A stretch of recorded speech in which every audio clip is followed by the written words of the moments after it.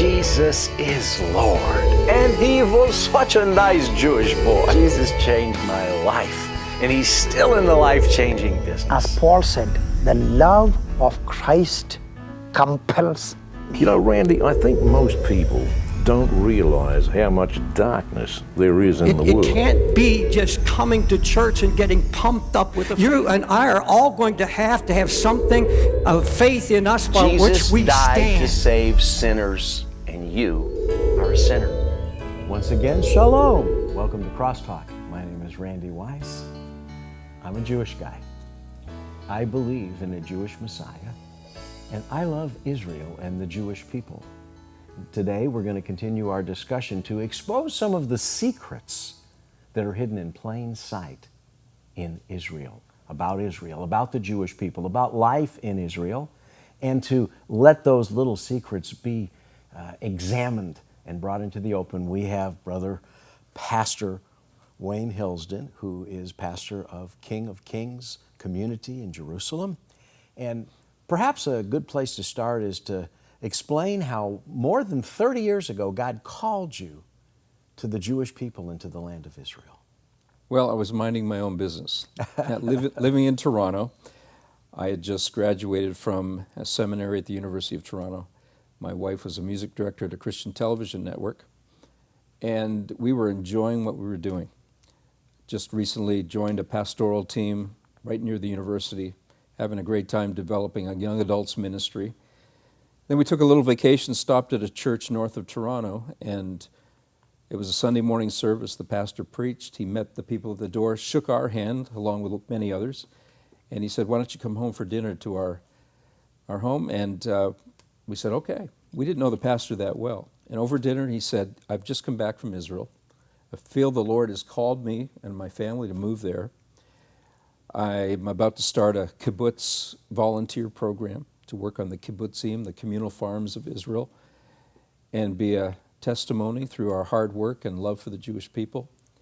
And he shared how he told some government officials in Israel about his idea, and they said, "If you want to make that successful, you're going to have to move to Israel, and you should really live in Jerusalem and operate it from there.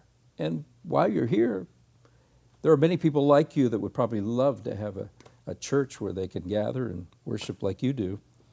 You should start a church." So he's telling us this story over dinner. It sounded kind of incredulous. And we thought about it. And then he said, "When it's time to start the congregation, would you and Ann come and help us start it?" Off the top of his head, he actually hadn't prayed about it. We began to think and pray and read about Israel. We had never been there in our entire lives. They indeed moved to Israel. We went on a Spy Out the Land tour to see it for ourselves, and we felt this is God. God really did speak through this pastor. And so we joined them and began King of Kings as a little Bible study in downtown Jerusalem, and then it grew from there. Now, more than 30 years have passed, and there's been changes. It's no longer a little home Bible study. Tell us about some of the changes that you've observed and you've seen, and you can.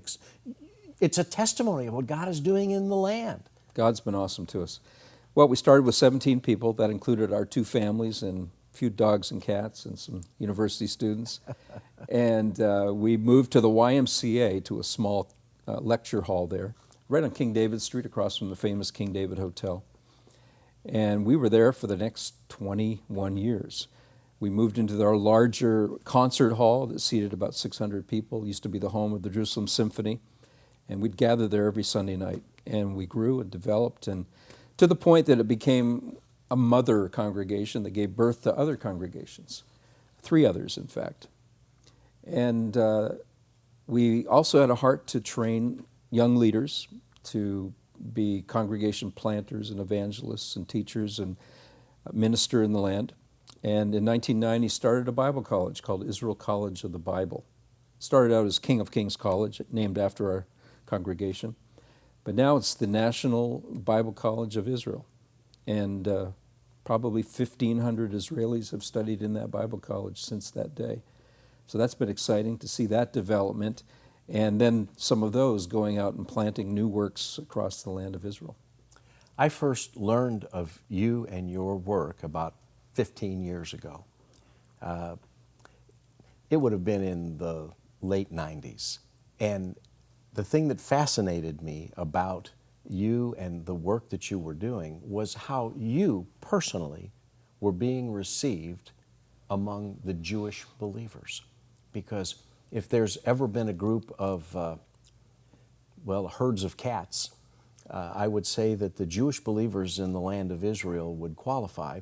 A lot of different viewpoints, a lot of different distinctions, a lot of passion, and that sometimes has led to challenges. Yet you have been identified throughout much of your career in Israel as a reasonable, rational, godly man that can be trusted by pretty much all the streams. That's God. How does that work? Well, we went there really not with an agenda, not with a strategy. We went there knowing that we had a lot to learn. As I said, before we got our call to Israel, we had never been there. So we were wet behind the ears. So when we went there, we just felt, these are pioneers. These are Jewish believers that came to faith. They're young. It's an embryonic movement. Give them a lot of grace. You talked about a herd of cats, but listen, these are new believers. What do you expect in a situation like that? So we didn't go there saying, we had this ministry in Canada and we're here to plant the same thing. We really went with open hearts and open minds to what God is saying. And I think what they picked up from that was we're not speaking down to them and telling them how to do their ministry or work.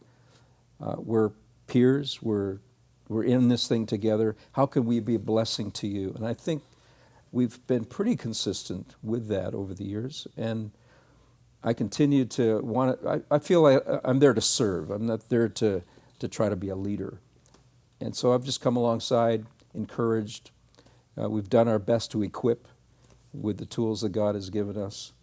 And so I sense that there's a partnership. And I'm not Jewish, my wife's not Jewish, but we are one new man, as Paul teaches in Ephesians chapter 2. And that's an expression of the unity that we have, the love that we have for the Lord.